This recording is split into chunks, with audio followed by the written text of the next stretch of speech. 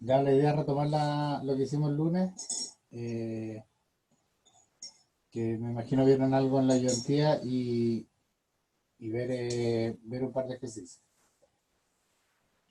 Voy a retomar lo que habíamos visto, lo que vimos el día lunes, como les cuento. eh, claro, el día lunes vimos el tema principal que es el equilibrio de partículas. Vamos a ver equilibrio de partículas nuevamente, roce en bloques, roce en bandas y ejercicios, ¿ya? La primera parte que es de material la vamos a repasar bastante rápido porque es materia que ya vimos.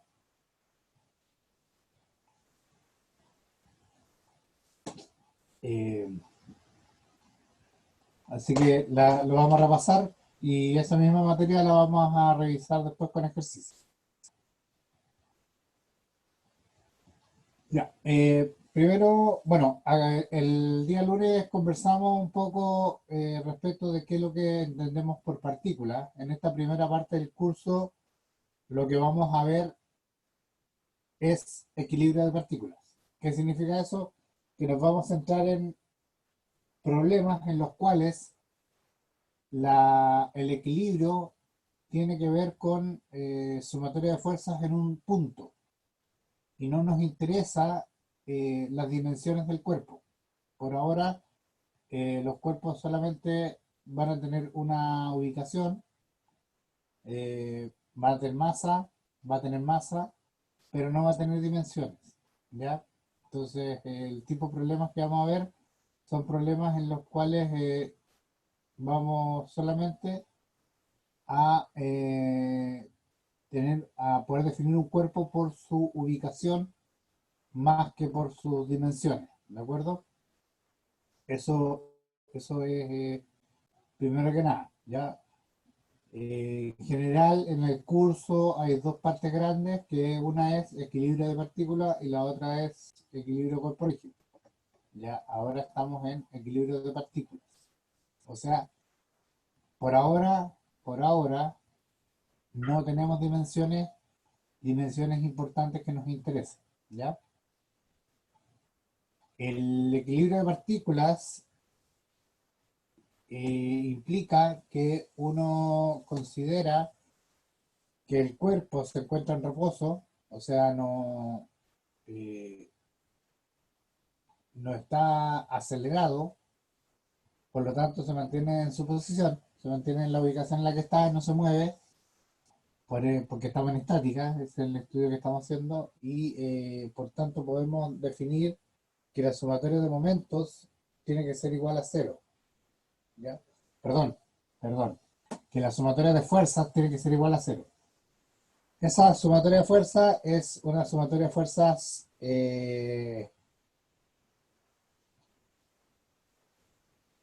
vectorial. Por lo tanto,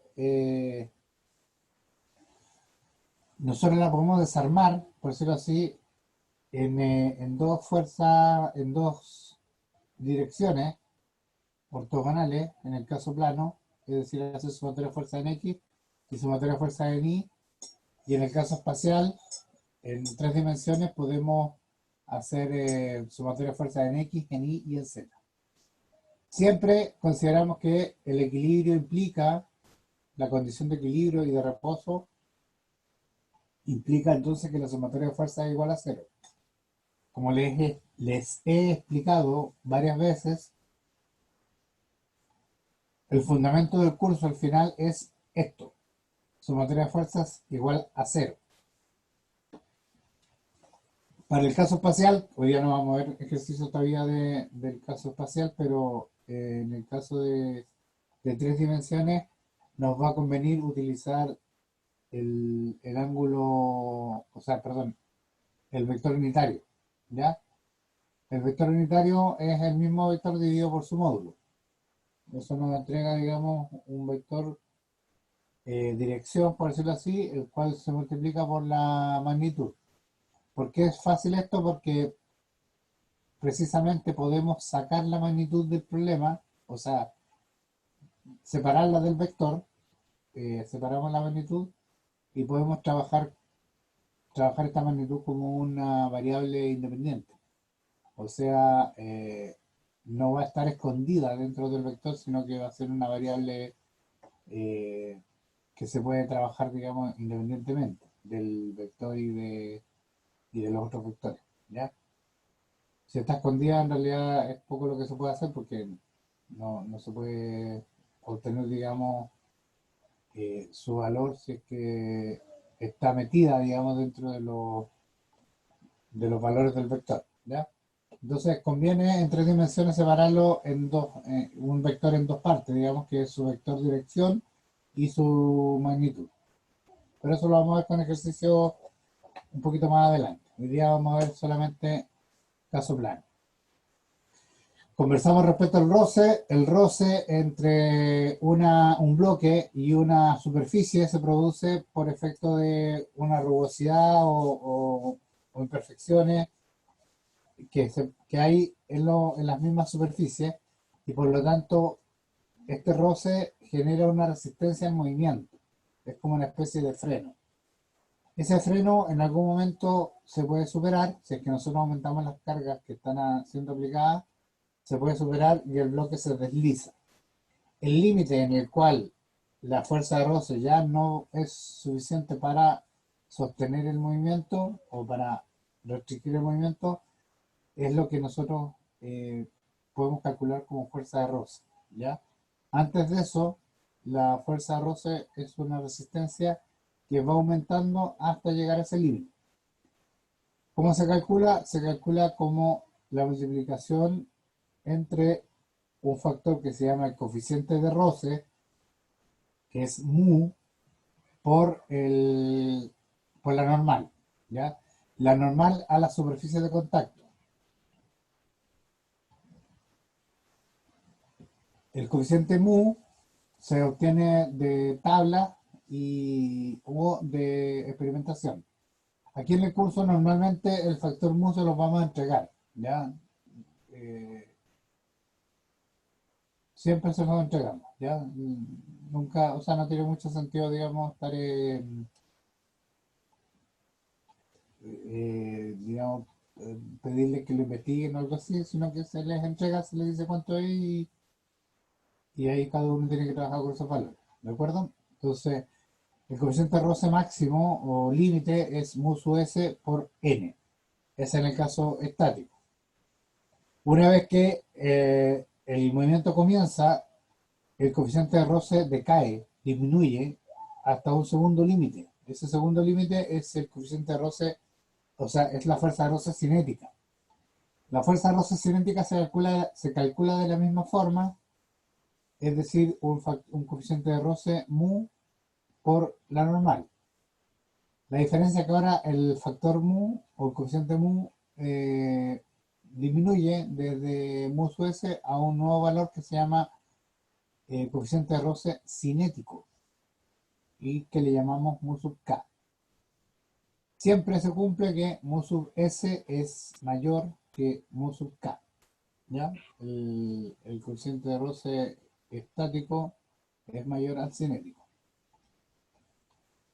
A veces hay aplicaciones del coeficiente de roce cinético, pero es más que nada por una cuestión como académica, porque en realidad en el curso a nosotros al final del día nos interesa más el coeficiente de roce estático.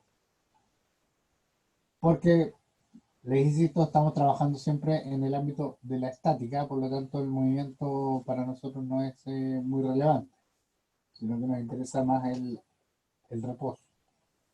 Así que en general vamos a trabajar con el coeficiente sísmico, o sea, con el coeficiente de roce estático, pero eventualmente pueden haber algunas aplicaciones o ejercicios en los que tengamos que usar el coeficiente cinético, pero como pueden ver, el uso es el mismo, la formulación es la misma, ¿ya? Así que no hay mayor diferencia ahí. Ya. Y también hablamos el día lunes del Rosenbanda. Esto ocurre cuando nosotros tenemos una cuerda o cinta que pasa a través de un tambor, que pasa alrededor de un tambor, ¿ya? Estamos suponiendo que el tambor no gira, que es rugoso, por lo tanto se produce un efecto de rozamiento. Ese efecto de rozamiento lo que produce es que va a haber una pérdida de fuerza entre un lado y el otro de la cuerda o la cinta o lo que esté pasando. Ya tiene que ver, igual que todos los problemas de roce, con la dirección del movimiento. Entonces, en este caso, si se fijan en la figura, tenemos la tensión T2 o la fuerza T2 hacia la derecha y la fuerza T1 hacia la izquierda. Hacia la derecha tenemos una fuerza, o sea, vamos a considerar que el desplazamiento o el movimiento de la cinta es hacia la derecha, hacia T2. Por lo tanto, si yo tiro de T2, en T1, para tratar de equilibrar el tirón que le doy en T2, tengo que poner otra fuerza, ¿cierto? Si no, se desplazaría. Entonces, la fuerza que necesito poner en T1 es menor, porque hay una pérdida de fuerza en el contacto entre el tambor y la cinta. La relación entre T2 y T1 tiene relación con el coeficiente de roce y tiene relación con el ángulo que se produce entre ambas,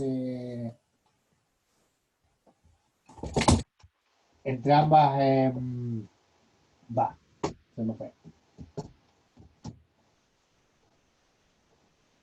perdón, que se produce el ángulo que se produce entre la cinta y el tambor.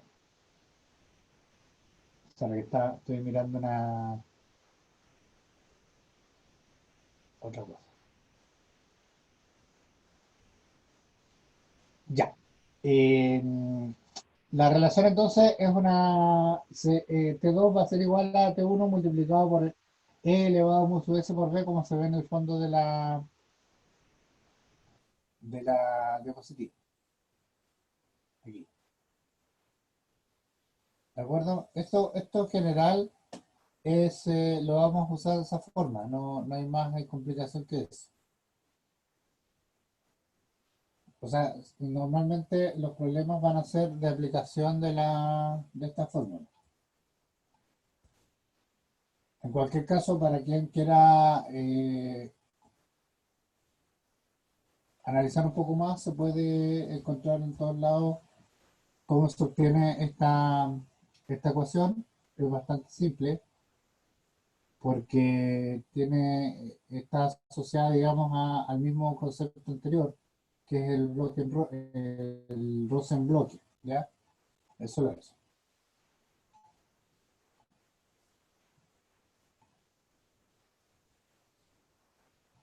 Profe, una consulta. Dígame. ¿Y ese ángulo que salía en ese tambor se considera? Sí, pues ese es súper importante. Lo que pregunta el compañero, lo voy a explicar de nuevo.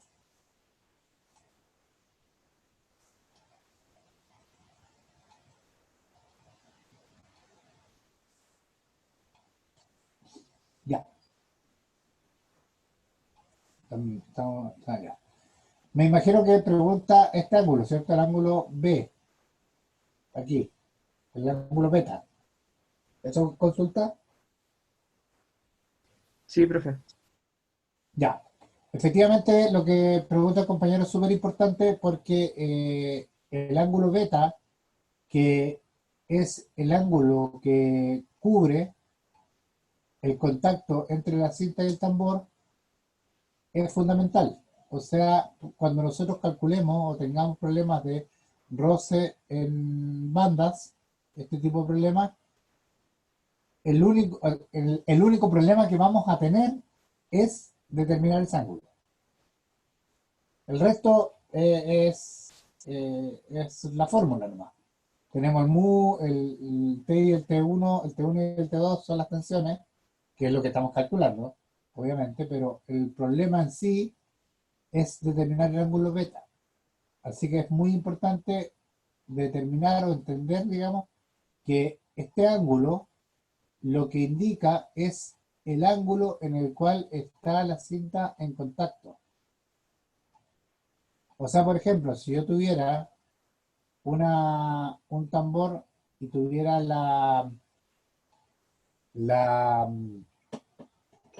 a ver, les voy a explicar al tiro ese tema. Denme un segundo para tomar aquí y les explico el tiro. Adiós.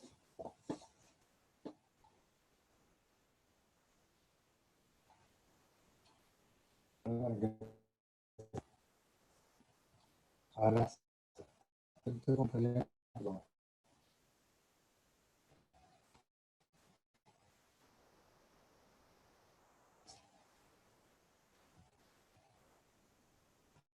¿Cierto?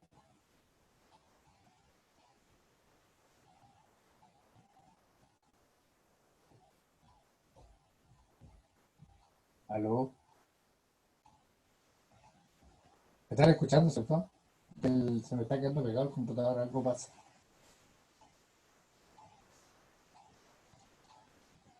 Bueno, me imagino que están escuchando. Ya. Sí, profe.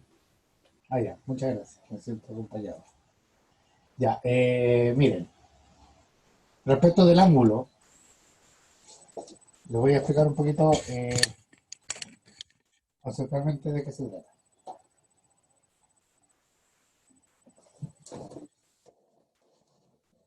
Cuando hay un problema de Rosenbandas, el problema del Rosenbandas, como les explicaba, es que yo tengo un tambor, lo estamos mirando de lado, y yo paso una cinta, una banda o algo, y se produce una pérdida entre la fuerza en la salida y una fuerza en la entrada. ¿Ya? Ese es el tema. Entonces, lo más relevante del problema va a ser este ángulo beta, efectivamente. Ese es el dato que nos sirve para calcular la pérdida de tensión. Si ustedes tienen la amabilidad de imaginar por un momento que estamos, por ejemplo, supongan ustedes un arco de fútbol de baby y colocan una cuerda en el arco arriba, dan una vuelta. Supongamos eso. Entonces yo tengo el arco, tengo el travesaño arriba, aquí está el suelo, y ustedes pasan, imagínense, pasan una cuerda. Y usted se pone a este lado y tira hacia abajo. Y usted le pide a un amigo o una amiga que tire del otro lado. Lo más probable es que cuando usted tire con una fuerza, tira muy fuerte hacia abajo, el amigo al otro lado, la amiga, va a tener que sostener con la misma fuerza para evitar que usted baje la cuerda, ¿cierto?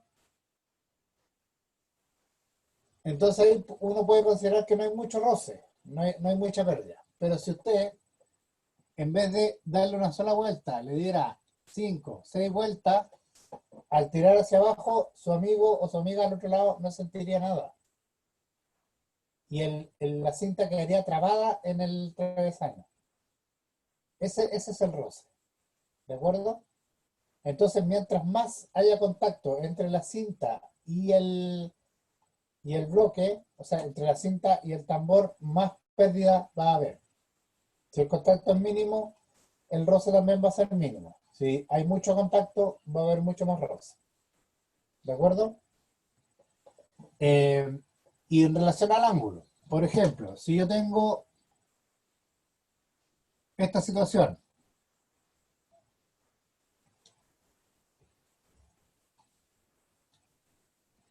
¿cuánto sería el ángulo? El Casi contacto 90. empieza ahí, perdón, el contacto empieza ahí y termina ahí. Perdón, ¿cuánto sería? 90, pero tengo una duda, ¿se mide en grados o en radianes? En radianes. En este caso tiene que ser radianes. O sea, sería Y medio. pi medio. Muy bien. Este ángulo entonces sería de pi medios. En otro caso, por ejemplo, si yo tuviera eso, ¿cuánto sería el ángulo? Pi. Pi. Muy bien. ¿Se entiende? Eso es. En general, el tema de Rosenbanda no es muy complejo y solamente el problema es, como les explico, determinar el ángulo. Eso es. O sea, aquí, por ejemplo, si usted tiene las cuerdas llegando a 90 grados, el ángulo pi va a ser 90 grados. Si tiene la cuerda en 180, va a ser, o sea, en el caso anterior, en 90 grados va a ser pi medio y en este caso va a ser pi. Ya, lo importante es determinar el ángulo. Ahora, también es relevante para la consulta, considerando la consulta del compañero, es que el ángulo tiene que estar en radianes, en este caso, ¿ya?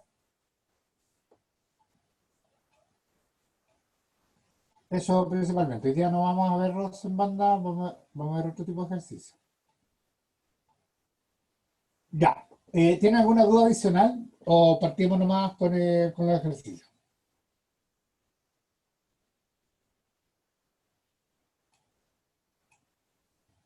¿Sí o no?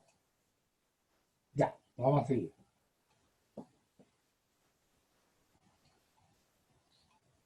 Ya, vamos a hacer dos ejercicios. Lo voy a hacer en la pantalla. Están desarrollando la pantalla, así que va a ser un poquito fome. Pero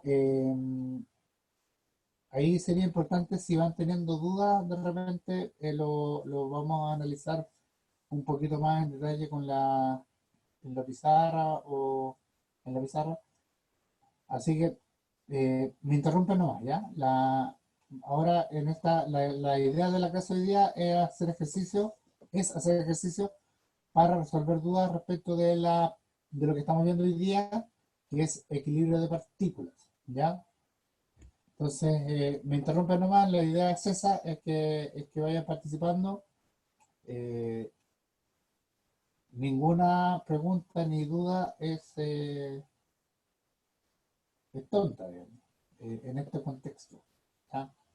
Aquí no. Así que lo que quieran preguntar, se pueden escudar en el anonimato, digamos, o me lo escriben en el chat. Yo voy a tratar de estar pendiente para resolver las dudas. Entonces, vamos a hacer, como les explicaba, vamos a hacer dos ejercicios. El primero es súper simple, lo vamos a pasar, vamos a tratar de pasarlo rápido y la idea es ir explicando algunas cosas. Se trata de determinar, tenemos un peso, que es un peso, una masa de 10 kilos, en el que estamos sosteniendo dos cuerdas. Una está a 30 grados con el horizontal y la otra está a Profe, 60 grados. ¿podría Dígame, mostrar el problema para anotarlo? Que no se no lo se ve. ve. No, no, en pantalla. Chuta, estoy considerando que lo estoy viendo. ¿No lo ves?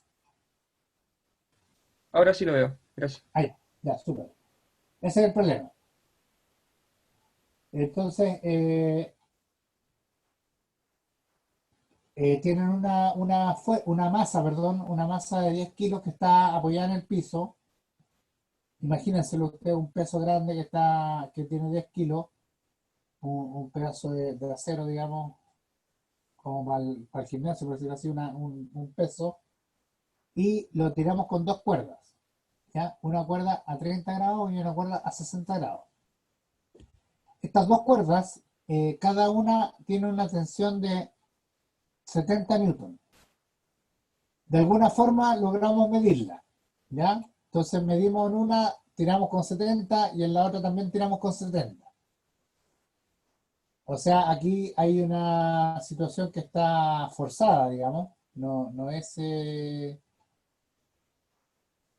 muy natural, digamos. O sea, yo tengo un peso y de aquí la tiro con 70 y de aquí la tiro con otros 70, ¿ya? Yo determino esa fuerza.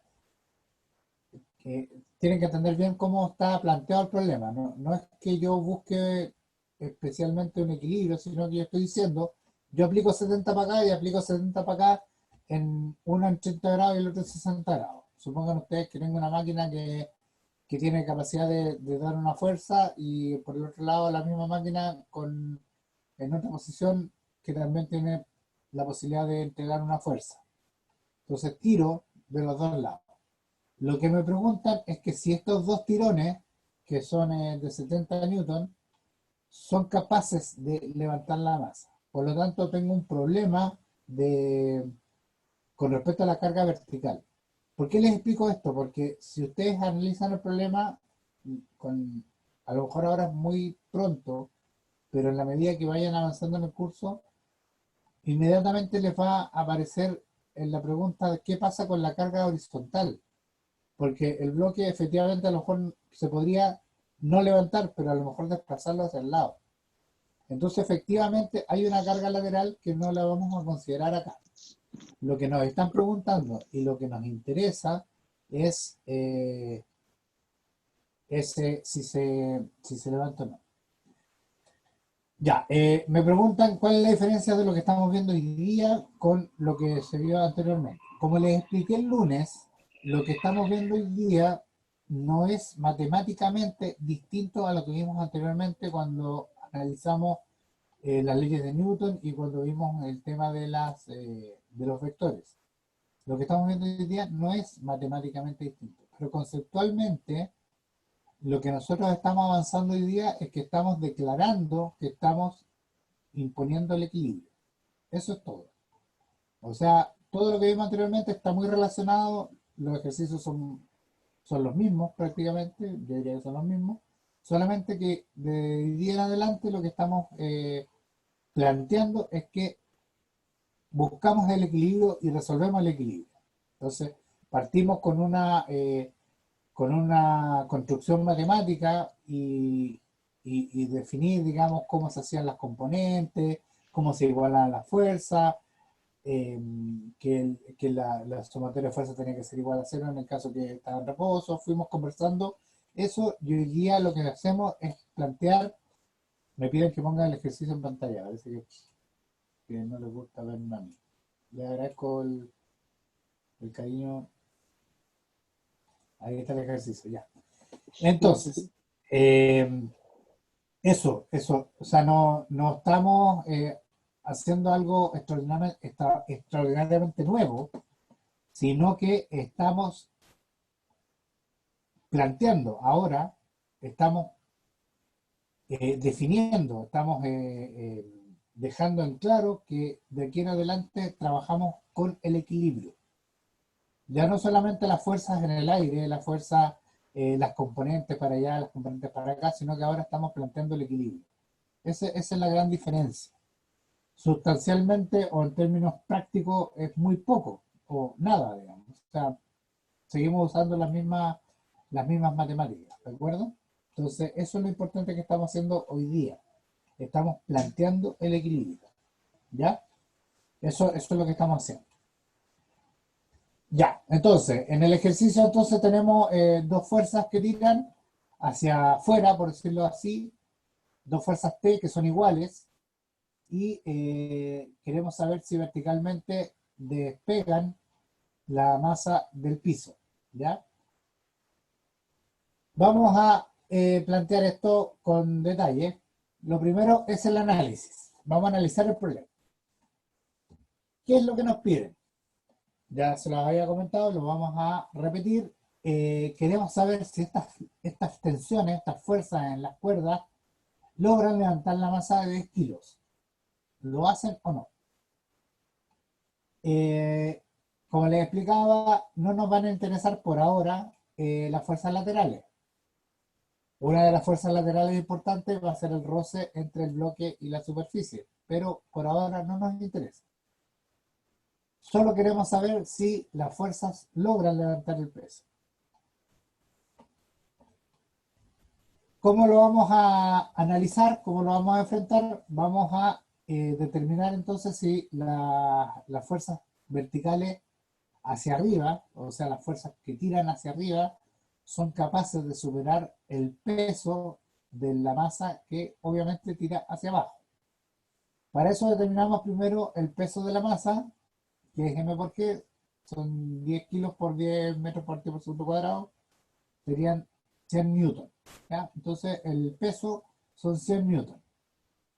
Recuerden siempre que estamos usando G como 10, pero en estricto rigor el G va a depender de dónde estemos, va a depender de muchas variables.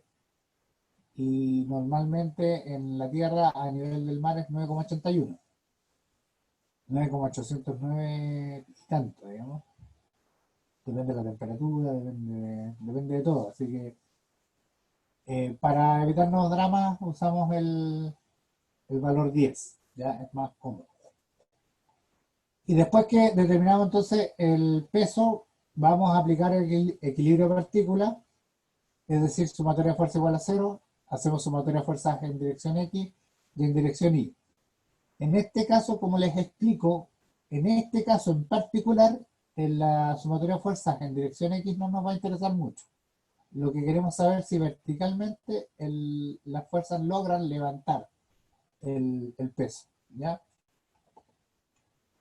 Entonces, partimos con que la sumatoria de fuerzas es igual a X, entonces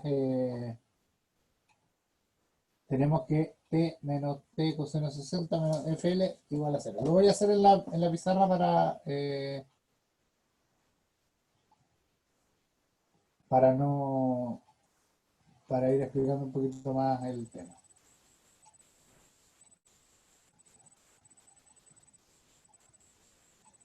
Ya.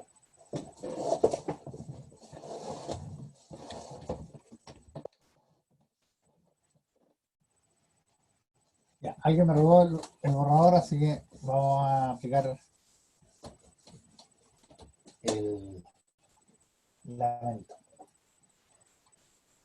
Ya, aquí está. El problema. Fíjense, tenemos entonces el peso de la masa, que son 100 kilonewton, o sea, perdón, 100 newton. Tenemos una fuerza en la cuerda que va hacia la derecha, que está orientada con 30 grados, y tenemos una fuerza hacia la izquierda, que está orientada con 60 grados. Entonces, como estamos en un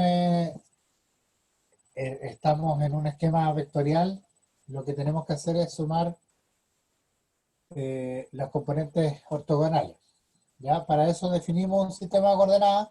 Lo más lógico, normalmente, pero no siempre, es definir un sistema en que tenemos una vertical en Y y una horizontal en X. Ya ese es como el sistema de coordenadas normal que vamos a usar. El Y, digamos, respecto de entre la superficie del centro de la Tierra y el X perpendicular. Entonces aquí hacemos la sumatoria de fuerzas, la sumatoria de fuerzas igual a 0. Esta es una sumatoria de fuerzas, como les explico, es una sumatoria de fuerzas vectorial. Por lo tanto, para poder operar, yo la descompongo en sumatoria de fuerzas en X y sumatoria de fuerzas en Y. ¿Ya? Y cada una tiene que ser igual a 0. Entonces, para la sumatoria de fuerzas en X, voy a hacer T coseno de 70, que sería la componente horizontal de esta T, digamos T coseno de 30 grados, menos T coseno de 60 grados. Y eso tiene que ser igual a 0. Verticalmente,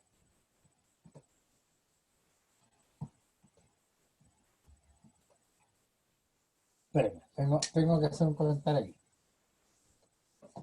Perdón. Voy a escribirlo aquí para tener un poquito más de espacio. La sumatoria de fuerzas horizontales, perdón. Tengo T coseno de 30 grados menos T coseno de 60 grados. Ahora, hay varias formas de ver lo que les voy a comentar ahora, pero es más o menos así. Fíjense ustedes que verticalmente, o sea, horizontalmente, yo tengo dos cargas, ¿cierto?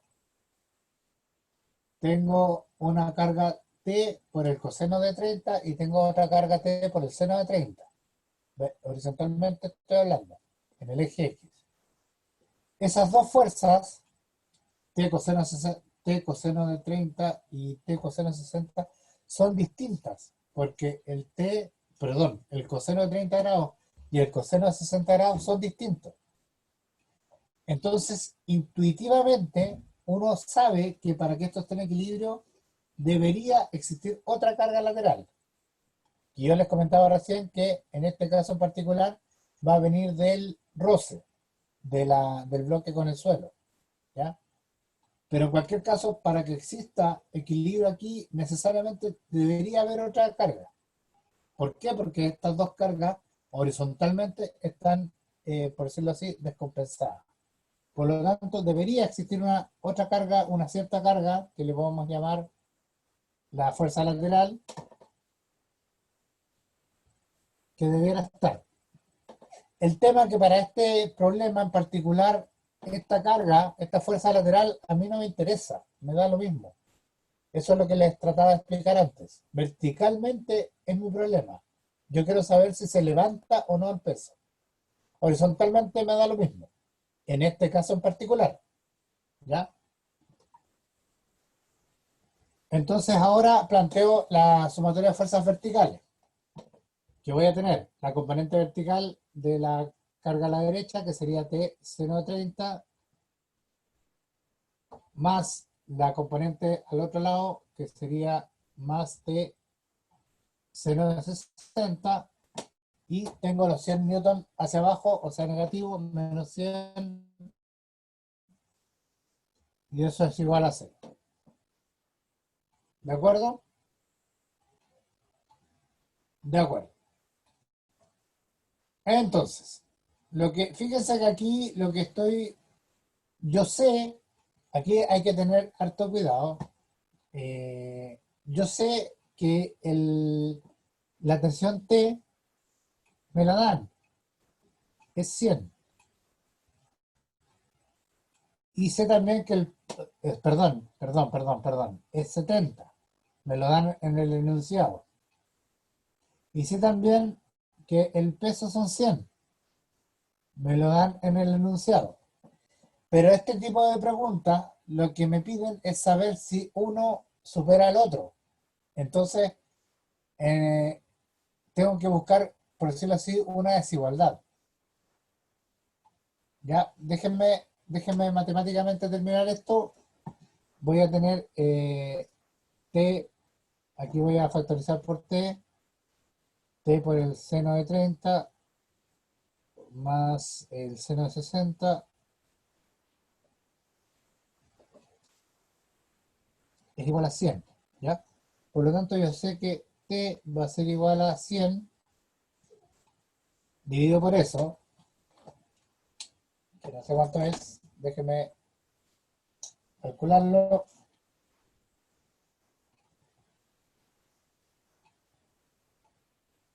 Vamos a tener entonces el 30 por el seno más 60 por el seno más...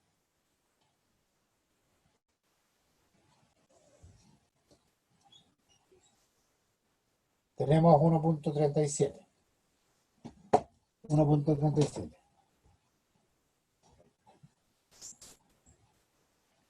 Ya, ¿de acuerdo? De acuerdo.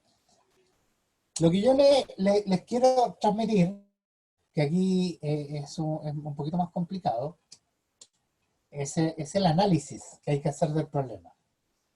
Aquí voy yo, que yo sé que este T me lo dan en el enunciado, vale 70.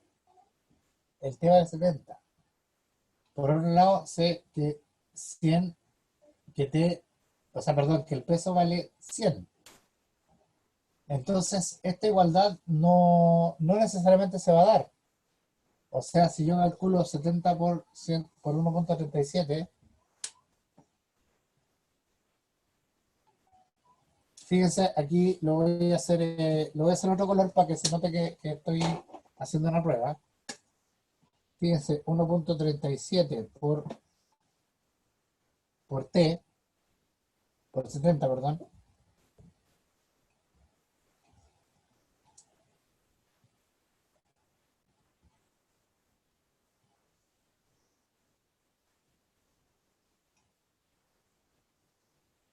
nos da 95.9, 96.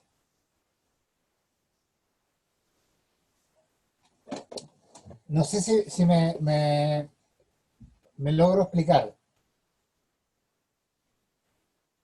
Tengo dos caminos. Por ejemplo, si yo determino cuánto vale T, T vale desde esta fórmula,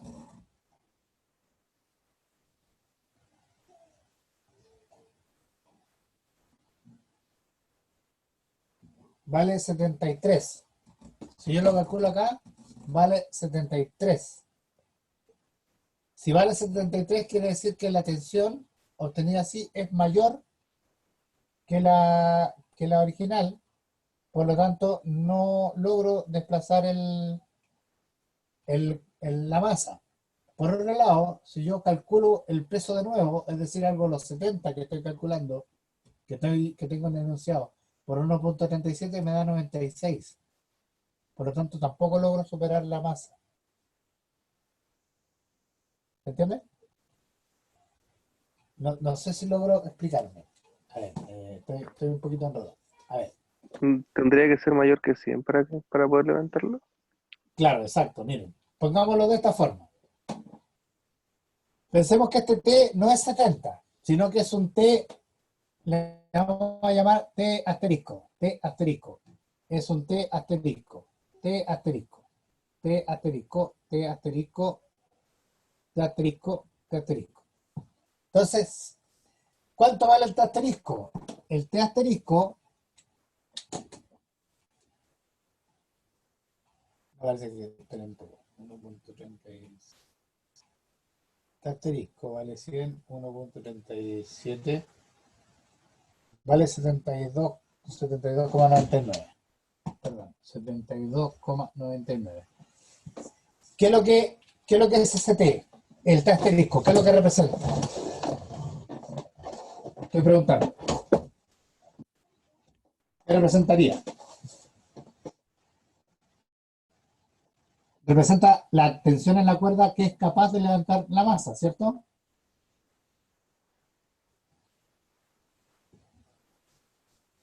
¿Sí o no? ¿Sí o no? ¿Me siguen eso? ¿Ese análisis?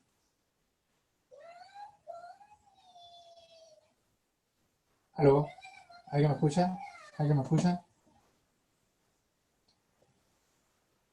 Ya, Sí, entonces, profe. si perdone, yo le voy a dar otro nombre al T, le voy a poner T asterisco, y voy a calcular ese T asterisco. El T asterisco va a terminar por ser 100 partido por 1.37, lo que da 72,99. Ese T asterisco representa la fuerza necesaria en las cuerdas para levantar el peso. O sea, si yo tengo T asterisco o más, yo voy a levantar la masa. Es decir, si tengo 72,99 newton o más en las cuerdas, yo levanto la masa. Pero ¿cuánto es la fuerza que tengo en las cuerdas? Es 70. Por lo tanto, no logro levantar la masa. ¿Se entiende? Ya. Ustedes pueden darse cuenta que me enredé en una cosa que parece ser muy simple, pero es, es algo que cuesta mucho transmitir. Y de cierta forma, este ejercicio que es eh, muy simple matemáticamente hablando, tiene escondido un tema muy importante, que tiene que ver con el análisis que se hace de los problemas.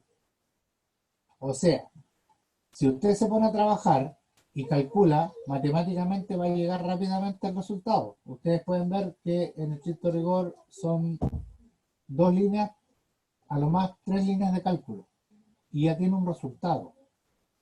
Pero el problema es el análisis, es cómo respondo a la pregunta. O sea, incluso a veces ni siquiera sé qué cálculos hacer para llegar a responder la pregunta. En este caso, haciendo los cálculos, fíjense ustedes lo que me compliqué para poder dar una respuesta. Porque efectivamente pueden existir infinidad de problemas donde a usted le pide que busque un límite, que busque qué pasa cuando pasa tal cosa, qué pasa si no se supera esto, qué pasa si no se supera lo otro, qué pasaría si usted, por ejemplo, la fuerza T la disminuye a la mitad. Ese es el problema al final. En este curso, el problema no es la matemática. Eso se supone que usted lo maneja. El problema aquí es el análisis. Usted tiene que analizar el problema y dar una respuesta. Yo diría que el principal objetivo y el principal valor que tiene este curso es ese, es ayudarles a ustedes a desarrollar el pensamiento, digamos, abstracto, la capacidad de analizar, de planificar cómo se va a enfrentar un problema y finalmente de dar una respuesta que sea acorde a lo que se está preguntando, ¿ya? Este curso no tiene como objetivo que usted aprenda a sacar el seno de 30 o a dividir 100 por 1.37. Eso usted ya lo sabe, debería saberlo. Ese no es el problema, nunca es el problema.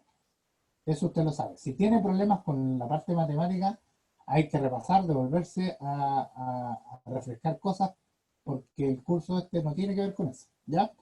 Entonces, este problema, que es bastante simple matemáticamente, tiene ese, tiene ese juego detrás, digamos, que es el análisis de lo que se está trabajando, ¿ya?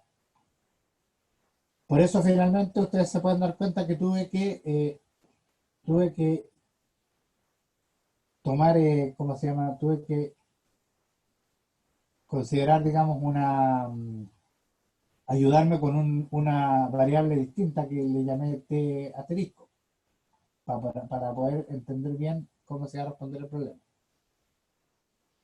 Ya, bueno, eso. Me imagino que o se quedaron dormidos o no les interesa mucho, pero estamos bien.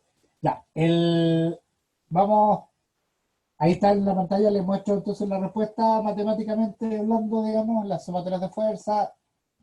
Aquí lo hice al revés, fíjense que en la pizarra está mostrado de una forma distinta. En vez de yo usar un asterisco, en vez de usar un asterisco, lo que hice fue calcular un peso calculado. Puse un P-calc. Ese P-cal es el peso calculado, que en el fondo es el peso eh, mínimo que tengo que tener para que el cuerpo no se... O sea, un peso que tengo que tener para que la masa no se desplace. Si yo la calculo, ese peso mínimo que necesito para que no se mueva verticalmente es de 95.9 y mi peso real son 100. Por lo tanto, las fuerzas que están aplicadas no son capaces de mover la masa. ¿Ya? Aquí tienen entonces el ejemplo que he visto desde la vereda del frente. En vez de modificar o trabajar con una variable en t, lo que hago es modificar o trabajar con una variable en el peso. Y al trabajar con eso, determino entonces un límite y superado ese límite, yo sé que no se va a mover. Por lo tanto, yo sé que la masa o sea, el peso de la masa es mayor a mi límite y por lo tanto, ergo, las cuerdas no son capaces de levantar la masa. ¿Ya? Ya, vamos a hacer un segundo ejercicio. Este segundo ejercicio vamos a hacerlo más rápido porque no sé por qué diablos se nos fue la hora. Eh, Nos quedan 20 minutos, así que vamos a tratar de avanzar lo que podamos, si no les va a quedar planteado. Eh, pero ya me imagino ustedes en la identidad han visto algo, así que vamos a tratar de enfocarnos en las cosas principales. ¿Ya? Aquí me gustaría que participen en el sentido de las dudas conceptuales más que la parte matemática, o la parte matemática, como les explico, se supone que ustedes lo tienen que resolver casi sin pensar, ¿no? El problema matemático no es el problema. ¿Ya? El problema conceptual es el problema. Ya, vamos a determinar entonces la masa. Fíjense en la figura de la pantalla. Nos piden determinar cuál es la masa de este peso que está colgando. Aquí tenemos imagínense que esto es un cilindro de acero. Entonces nos preguntan cuánto tiene que ser la masa de ese cilindro para que el sistema se mueva. El sistema está conformado por una cuerda que pasa por una polea que se declara como polea sin roce. Aquí esto cuando se muestra como polea sin roce quiere decir de que no aplicamos el roce en bandas que vimos al principio de la clase. No hay roce en banda, por lo tanto la fuerza que sube por la cuerda es exactamente la misma que pasa hacia el otro lado de la polea. ¿De acuerdo? Eso implica la polea sin roce, que la fuerza en la cuerda pasa íntegramente de un lado a otro, no hay pérdida. ¿Qué más compone el sistema? Lo compone este bloque que tiene 3,5 kilos de peso. El bloque tiene una inclinación de 30 grados arriba, como una especie de cuña, digamos, y por debajo está apoyado en esta superficie. El coeficiente de roce es de 0,25, por lo tanto, aquí, como hay dos superficies en contacto, hay un roce entre esta masa y el suelo o la superficie. El sistema se completa con otra masa de 2 kilos que está sobre la anterior. Fíjense que forma o tiene también 30 grados con la masa de abajo, por lo tanto hay aquí un contacto. De ese contacto implica que en esta superficie va a existir una cierta fuerza de roce y además esta masa de arriba está topando, digamos, con este muro.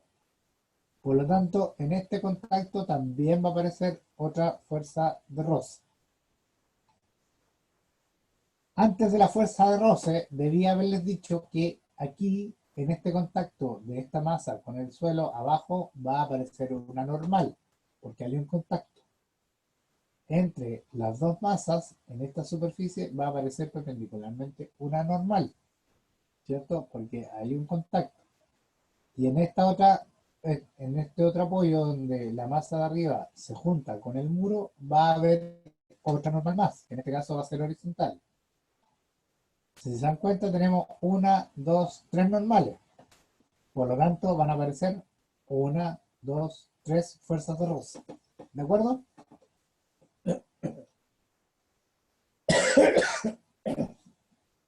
Ya.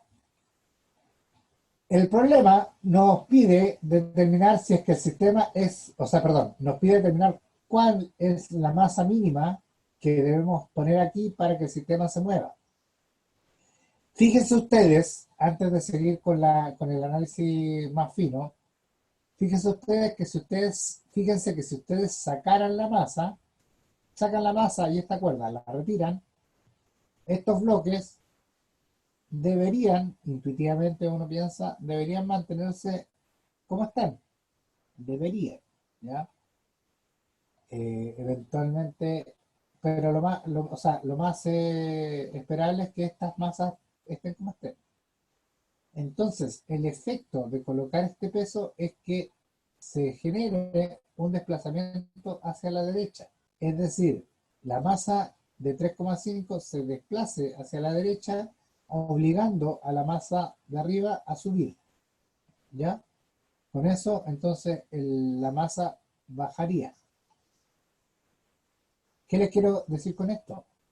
Que antes de partir con cualquier análisis matemático, uno primero debería darse cuenta de eso, que este sistema, si es que se mueve,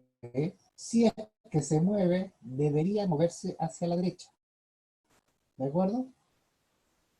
Entonces, cuando nos dicen la masa necesaria para mover el sistema, no estamos pensando en movernos hacia la izquierda, estamos pensando en un sistema que se mueve hacia la derecha, pensando en que aquí vamos a poner un peso que es capaz de desplazar este bloque y levantar el otro. ¿De acuerdo?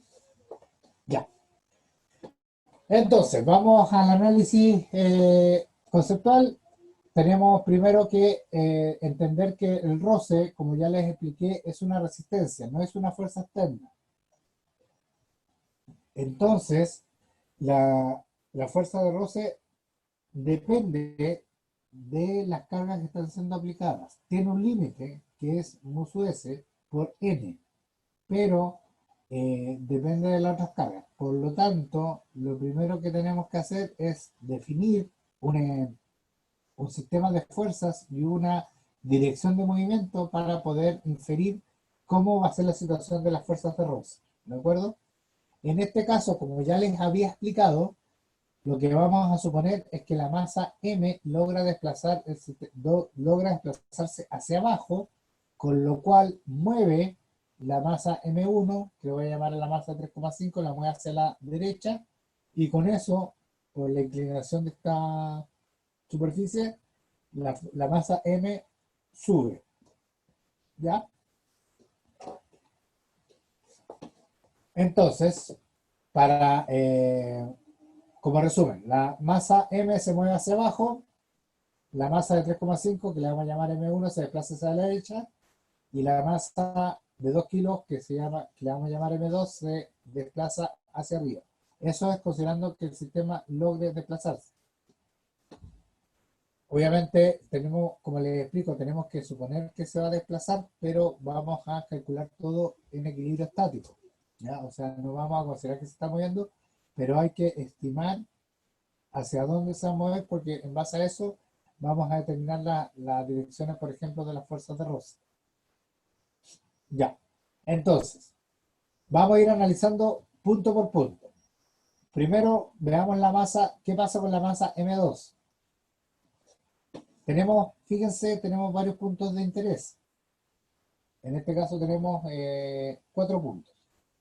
El primer punto que me interesa es la masa M2 o la masa de 2 kilos. Y vamos entonces, como la había conversado, vamos a ver que en este contacto con la vertical se produce una normal, ¿cierto? La normal va a ser horizontal en este sentido, por lo tanto va a aparecer también un roce, que va a ser perpendicular a la normal. Y además va a tener un contacto o una normal con M1, es decir, va a aparecer una normal, ¿ya? Y una fuerza de roce. Para la masa M1, en este caso, la masa M1 tiene contacto con M2, por lo tanto va a haber una normal y un roce, con la superficie de abajo, por lo tanto va a haber una normal y un roce, y va a estar siendo tirada además con una fuerza que lo voy a llamar T, que viene de la cuerda que transmite el peso de la masa M.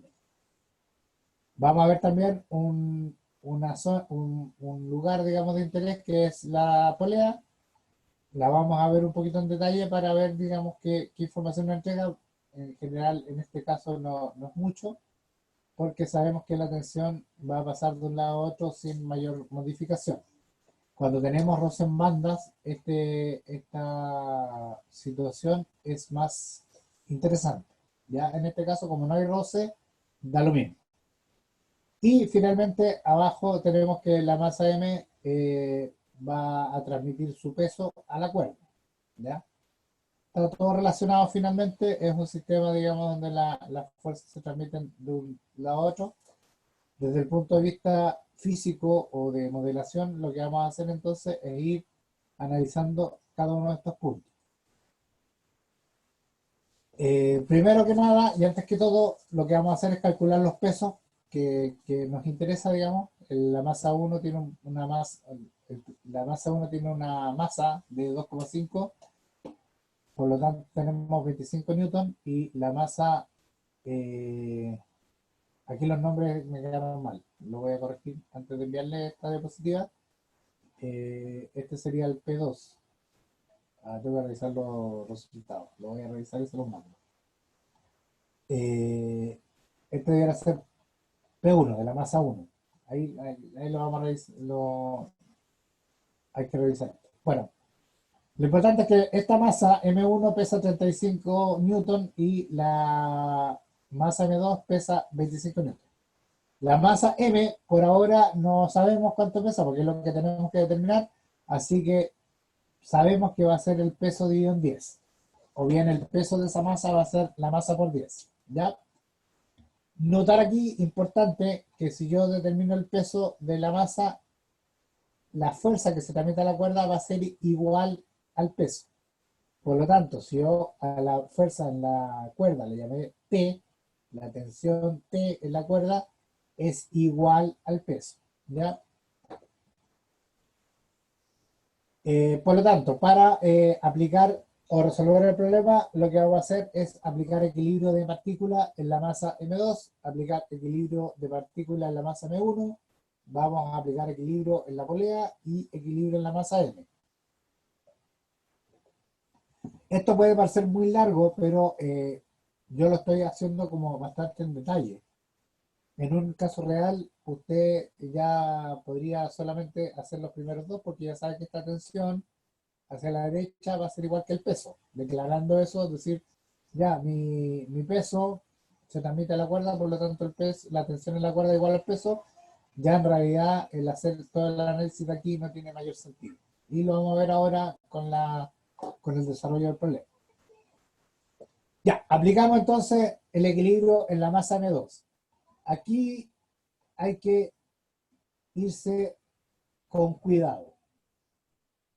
Fíjense, despejamos la masa M2, la separamos, digamos, y estamos haciendo un diagrama de cuerpo libre. ¿Qué es lo que es un diagrama de cuerpo libre? Es un diagrama donde yo muestro el cuerpo o el elemento que estoy analizando, lo despojo de sus conexiones, digamos, con el mundo y reemplazo esas conexiones por las fuerzas que esas conexiones aplican. Acuérdense siempre que en todo contacto hay una acción y una reacción por la tercera ley de Newton. Por eso es importante la ley de Newton. Entonces, si yo tomo esta masa en el aire, por decirlo así, y reemplazo sus conexiones con fuerzas, digamos, obtengo lo siguiente. Primero, la masa va a tener un cierto peso, ¿cierto? Que le vamos a llamar P2. Ese P2 son 25. Fíjense además que en el contacto con el muro, en el contacto con este muro vertical, voy a tener una normal, y lo voy a llamar N3. Y aquí es importante el haber definido hacia dónde se movía el bloque, porque acuérdense que dijimos que el bloque se movía hacia arriba. Y la fuerza de roce se opone al movimiento. Por lo tanto, si el bloque se mueve hacia arriba, la fuerza de roce debe ir hacia abajo. ¿De acuerdo? De acuerdo. Ya. Ese es el contacto con el muro. Tenemos una normal, N3, y una fuerza de roce que va hacia abajo, y la vamos a llamar fuerza de roce 3. Fíjense ahora que hay un contacto del bloque con el bloque inferior. Si ustedes se acuerdan, el bloque inferior se movía hacia la derecha y el bloque superior hacia arriba. Si yo me paro en el bloque aquí, lo que puedo, si, acuérdense, a ver, la masa de abajo o el bloque de abajo se mueve hacia la derecha. Por lo tanto, desde el punto de vista del bloque de abajo, el bloque de arriba se mueve hacia la izquierda. Y al desplazarse hacia la izquierda, aparece entonces una fuerza de roce que se opone a ese movimiento y por lo tanto va hacia la derecha. Por eso esa flecha es hacia la derecha. Y esa fuerza de roce que va hacia la derecha está asociada a una normal. Esa normal es perpendicular, digamos, a la superficie de contacto entre las dos masas. Estas son entonces las fuerzas que están actuando en el bloque de arriba. Ahora yo las voy a ordenar, las voy a hacer pasar por el mismo punto para poder hacer el equilibrio de partículas. Entonces aquí está mostrado, digamos, como ya como una partícula de la masa M2. Tengo las cargas, las orientaciones y hago la sumatoria de fuerzas de siempre. Entonces voy a tener FR2 por el coseno de 30 para llevar la sumatoria de fuerza en X, FR2 por el coseno de 30, N más la componente de N2 que va a ser por el coseno de 30, y voy a bajarla aquí, menos N3. Eso tiene que ser igual a 0. Verticalmente voy a tener que N2 por el coseno de 30, aquí menos P2 menos FR3 menos FR2 por el seno de 30, porque es la componente vertical. Le voy a nombrar como ecuación 1 y ecuación 2 para no tener problemas. Ya. De la masa M1 hago el análisis más o menos similar. Fíjense que voy a tener la cuerda, la tensión de la cuerda que esté, voy a tener desde el bloque superior, actuando la fuerza N y la fuerza de roce, que ya lo analizamos, y nos van a aparecer entonces ahora el peso del propio bloque, junto con este contacto va a aparecer una normal N1 y con la normal va a aparecer una fuerza de roce. Como el bloque yo supuse que se desplazaba hacia la derecha, la fuerza de roce se opone a ese movimiento y por lo tanto va hacia la izquierda. Esta fuerza la traduzco la llevo, digamos, a un punto central para hacer el equilibrio de partículas y tengo horizontalmente, voy a tener la fuerza T, que es la única positiva, menos las componentes de FR2 y N2, que sería N2 por seno 30, FR2 por el coseno de 30 grados, y voy a tener FR1 actuando en ese sentido en forma negativa, menos FR1. Verticalmente voy a tener N1 hacia arriba, más la componente de FR2, que va a ser por el seno de 30, menos N2 por el coseno de 30, la componente vertical, menos P1, que también es vertical. ¿Ya? Esas son las ecuaciones que salen de la masa 1. Fíjense que tengo la ecuación 3 y la ecuación 4. Le llamo. Listo. Nos vamos ahora al equilibrio en la polea. Aquí esto lo puse solamente para explicarles lo que pasa, pero normalmente, si la polea no tiene roce, usted no la va a considerar en el problema. Pero si yo voy al equilibrio o al diagrama cuerpo libre, tengo la tensión de la cuerda hacia abajo, la tensión de la cuerda hacia la izquierda, ¿cierto? Y en el apoyo va a aparecer una cierta eh, resistencia o una cierta reacción, digamos, de la polea que va a evitar que la polea se hunda aquí por efecto de las tensiones, ¿ya? Yo igualo y puedo plantear un sistema de ecuaciones. Este sistema de ecuaciones no nos entrega absolutamente ninguna información relevante. A lo más podemos calcular el valor de RP, pero el valor de RP no nos interesa para nada. Aquí lo único que nos interesaría es saber que la tensión en la cuerda hacia abajo es la misma que la tensión hacia la izquierda. Nada más. Y pasamos al equilibrio de la masa M. Tenemos que la sumatoria de fuerza horizontal no nos entrega ninguna información. Tenemos sumatoria 0 igual a 0. No nos provee información. Y verticalmente obtenemos lo que ya sabíamos, que la tensión en la cuerda es igual al peso P. ¿Ya? El peso P, por su parte, está, si yo digo que P es igual a T, entonces podemos hacerlo en función de la fuerza T. Sabemos entonces que la masa va a ser T partido por G. Esa va a ser la respuesta que estamos buscando. O sea, una vez que obtengamos T, vamos a determinar la masa dividiéndola por 10. ¿Ya? Me quedan 2 minutos, o sea, no me queda nada, así que les pido que me den 2 minutitos para cerrar lo que estamos haciendo.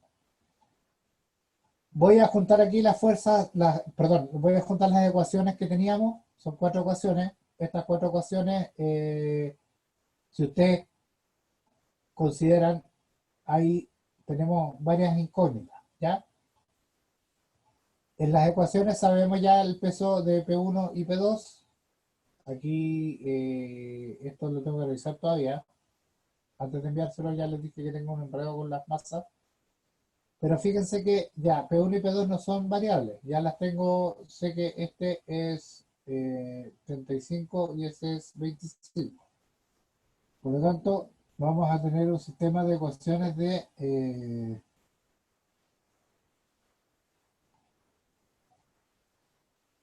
vamos a tener un sistema de cuatro ecuaciones, ¿ya? Pero tenemos cuántas variables. Fíjense, tenemos FR2, tenemos N2, tenemos N3, FR3, T, tenemos FR1 y tenemos N1. Por lo tanto, tenemos siete ecuaciones, siete incógnitas, pero tenemos cuatro ecuaciones. Como ustedes saben, y dado que esto es un campo vectorial finalmente, si la cantidad de ecuaciones es menor a n, el sistema no está definido. Por lo tanto, o tenemos un problema y no podemos solucionar el tema, o simplemente nos faltan ecuaciones, o nos sobran variables.